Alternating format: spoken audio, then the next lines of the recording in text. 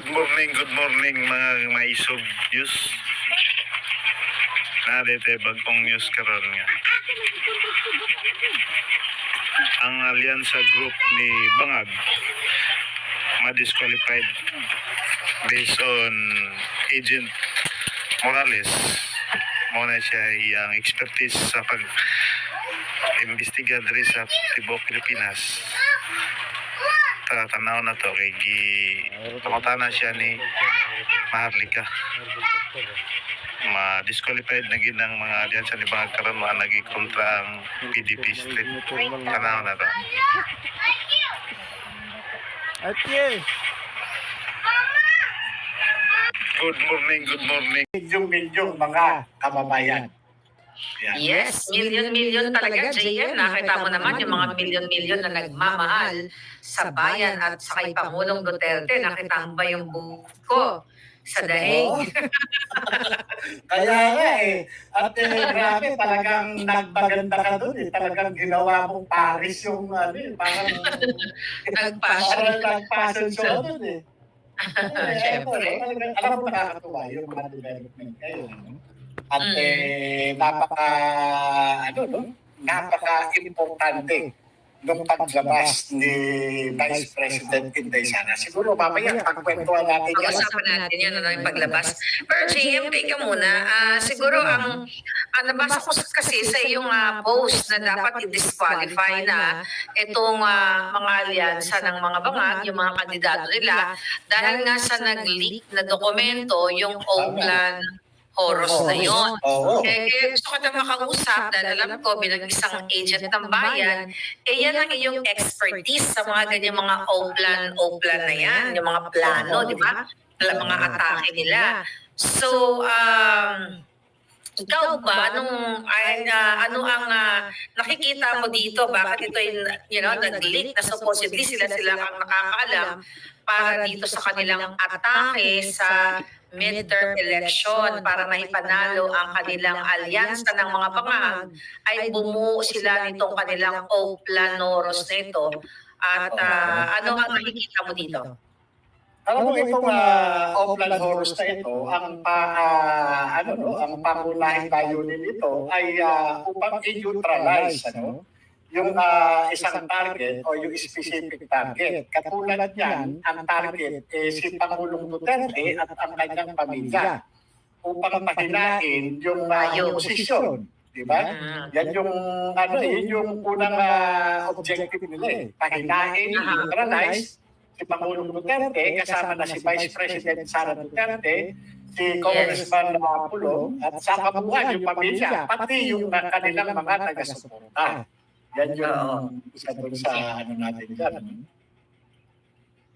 So, talagang nung nabasa mo itong kanilang Oakland Horus na ito, na talagang may budget sila, 8 billion, then yun nga, atakihin, pahinain ang mga vloggers na katulad mo, atakihin ang mga Duterte at ang kanilang mga taga-suporta.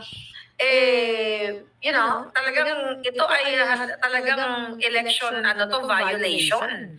At hindi lang election violation, di ba? Ito talaga ay illegal o mafiyang gawain.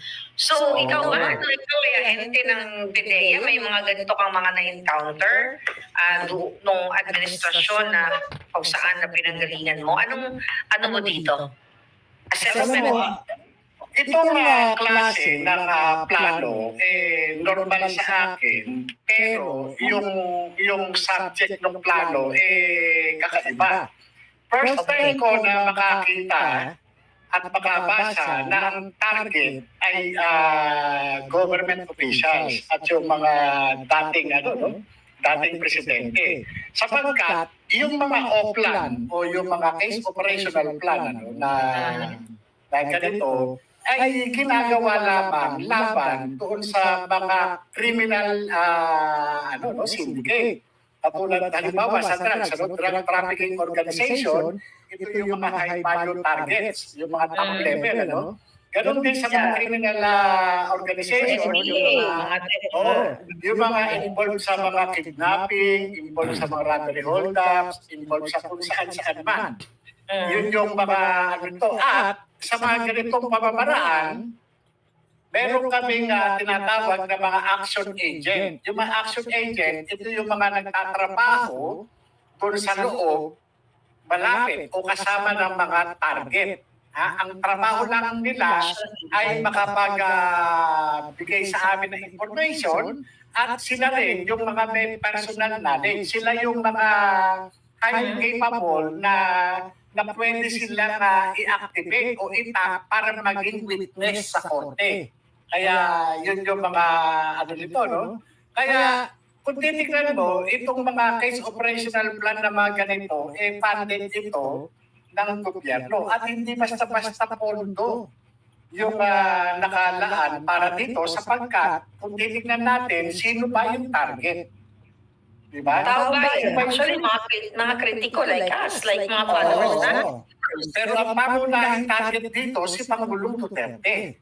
Yes. Sila Vice President Inday Sara. Kung mga ordinaryong mga criminal criminal groups, ang mga mga hindi aabot ng ganyang kalaking halaga. Kasi katulad dyan, pagka ang target sila Pangulong Duterte, sila Vice President Sara Duterte, talagang bubuhusan ng bilyong pondo. Katulad dito, nung yung nakita ko nga, itong nakasulat dito sa Oakland Horus na ito, talagang napailing talaga ako eh. Sabi ko, ganun na ba talaga kaitim ang budhi nitong mga taong ito? Biruin mo, yung pera ng taong bayan, ginamit nila para lamang i-neutralize itong sila Pangulong Duterte. Ang neutralization naman, kasama dyan yung pagsasampa ng kaso. Di ba? Paggagawa ng kaso, pagpakulong, di ba? Pag-aaresto, at kasama na rin dyan yung pagpatay kung kinakailangan. Yeah. Yun yun. At siyempre, pagka nag-file ng kaso, kasunod dyan ay yung pagpapay ng asset preservation order sa Court of Appeals. Ito yung pagka kasi nagkaroon ng kaso, yung target, di ba? Magkakaroon siya ng predicate crime.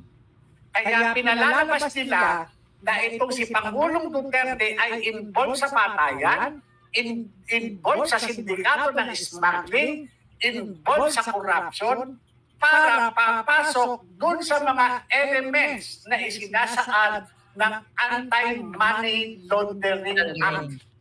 Ito yung mga tinatawag na predicate crime. At pag nagkaroon ng predicate crime, maya apply niya sa Court of Appeals ng Asset Preservation Order para ma-freeze yung mga ari-arian ng mga Duterte. Pag na-freeze yung mga ari-arian, halimbawa, papunta yan doon sa forfeiture proceedings. Ganyan po yung ginagawa namin sa mga sindikato, doon sa mga drug trafficking organization, doon sa mga criminal syndicate. Ganyan po yung ginagawa namin, pinahisina namin. So, ano yun, JM? So, kasi nga, ikaw as dating agent, so usually, kapag ganitong klaseng operation, sabi mo, pinapahina ninyo ang itong mga kalaban ng bayan, yung mga involved sa pulburon, then yung mga assets nila na po forfeit, paano nangyayari yun para makuha ng gobyerno o makuha ng mga tiwaling polis? Makuha ng gobyerno. Kasi sa kanila, masyadong marami ng pera ito sila Romualdez, sila Marcos eh. Ang gagawin na lamang dyan, pagka nagkaroon ng predicate crime, magpapail yan ng asset preservation order doon sa Court of Appeals. At ang Court of Appeals, i-freeze yung asset nila. Pera sa bangko, bahay at lupa, kotse, alahas, at anumang mga may pakinabang. Ganun ang ginagawa niyan. At pagkatapos doon, magpapail ng kaso. Yung forfeiture proceedings, sa RTC ito, sa RTC, sa korte. Forfeiture proceedings. Forfeiture proceedings at pagka ma-determine, siyempre, ngayon wala na imposible. Lahat hawak nila eh. Kinidnap na nga PRD eh. Hawak nila eh. Kaya ganun kalakas ang loob nila dahil alam nila lahat takot sa kanila. Ultimo Korte Suprema, takot sa kanila. Ayun na nga. Kasi talagang nakasulat dito sa kanilang Oplanoros is how to attack. Diba? Tama ba yun? Naku, talagang mabuti yung kanilang alyansa. Meron, meron silang dignidad at natutuwa ang taong bayan sa kanila. Bakit nila kailangan pa magplano kung paano atakihin? At ito ay sabuatan, no? Sabi dito, domestic investigation, the House, DOJ, NBI, COA, AMLAC. Ito nga yung sinasabi mo kanina, no? Ongoing investigation on drug war and CF cases. Yung confidential funds. Yes. So kasama Kaya lang. number 4 na, di ba? Pahinain yung mga, yung alliances, di ba? Yung mga, yung networks. Unang-unang tinira nila dahil nga sa paniwala nila, si Pastor Kibuloy, yung isa doon sa pangunahing backbone itong pamilya Duterte, kaya ang ginawa nila talagang ginawa ng kaso itong si Pastor Kibuloy at ikinulong. Di ba? Pati yung kanyang yung TV network, di ba? Pati Radio Station. Yan, 2023, di ba? Sinasabi ko na yan sa mga expose ko talagang. Grabe. Kaya, yun kasama yan. Kaya, ngayon, nakita natin yung big picture magmula nung lumabas itong Oplan na ito, no? Sapagkat itong Oplan na to, ito yung blueprint. Ito yung blueprint. Sapagkat ang gumagawa lamang nito ay isang intelligence operator. Hindi po ito naiintindihan. Hindi po kayang gawin ng isang ordinaryong tao. Ang nakakaalam po nito, ang gumagawa po niyan, operator. At ang mga nagtatrabaho rin, mga operator. Operator po ang mga gumagawa niyan.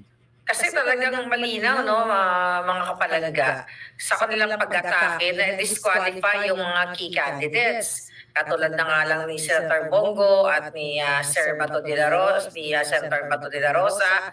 At syempre, yun ang pahinain at mag-counter daw ng disinformation campaign nila para i-shut down itong mga accounts, mga fake accounts. According to them, ang Duterte accounts, pero ang totoo, sila ang maraming fake at saka troll accounts. So talagang, nung nabasa ko to, talagang sabi ko, desperado na itong mga bangag na ito dahil, kung talagang meron silang unang-una, kandidato sila ng gobyerno, meron silang resources. At kung matino sila, hindi na nila kailangan gawin para atakihin tayo. Kaso lang, bagsak na bagsak ang approval rating, ang trust rating ng kanilang pinunong bangag. Kaya ang last resort nila is atakihin tayo.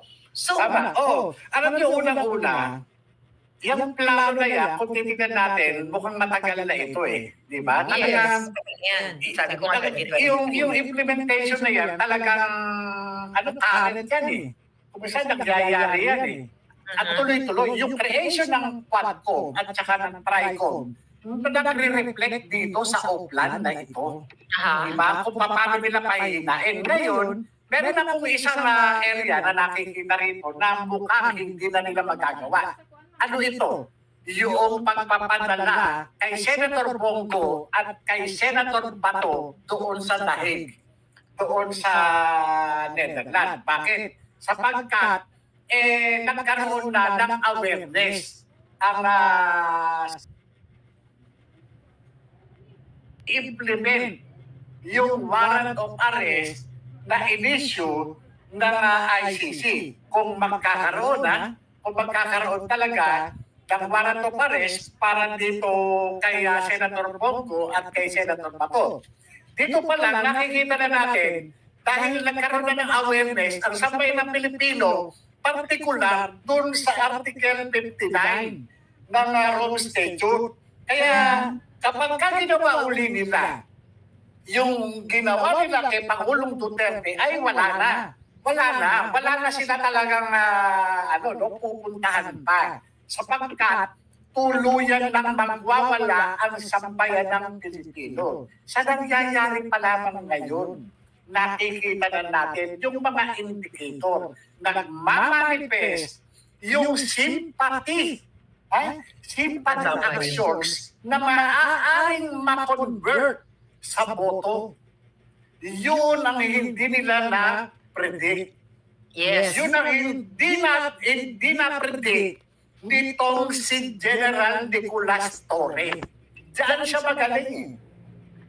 Magaling na operator yan si General Nicolas Torre. Pero hindi nila na-predict na magwawala ang taong bayan na lahat ng ginawa nilang pagkilos ay buwelta, Mag-bounce back sa kanila, yeah. Nakalimutan nila na eleksyon. Tama yung sinabi ni Vice President Sara Duterte. Nakalimutan nitong mga naninira sa amin, na nang-api sa amin, na eleksyon ngayon. Mhm. Ang taong bayan, ang Pilipino, likas na maawain. Minahal ng Pilipino ang mga Duterte. Talagang walang makakaano dyan. Minahal ang sambayan ng Pilipino, di ba? Ikaw, Nakita ko yan sa nandun ka. Nakita ko yan sa Europe, sa Dahig. Nakita ko yung pagmamahal ng mga kababayan natin. They travel from different places of the world. Europa, America, Asia. Talagang meron nga doon si Mark ng Dubai. Naku, shout out sa iyo. Pabalik-balik doon every 2 weeks. Nagpabalik-balik sa iyo.